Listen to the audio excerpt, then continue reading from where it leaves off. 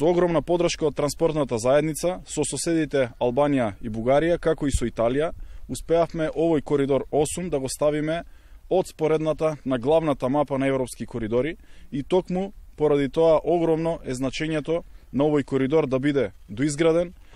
како и железничката, така и патната оска. И ова е нашата примерна цел, да создадеме модерна железничка мрежа и од тоа нема да отстапиме, која ќе овозможи економски раст, ефикасен транспорт и товар на патници во регионалниот развој. Се надеваме накратко дека ќе се објави тендерот за најголемиот градежен предизвик, третата фаза, која што ќе биде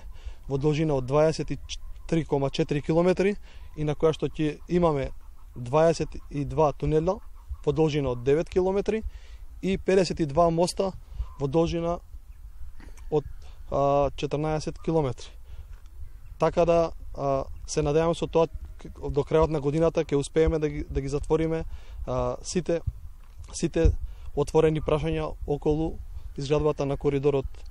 8 од Куманово до границата со Република Бугарија. It's great to be here on the ground seeing the progress that the rail is doing in North Macedonia.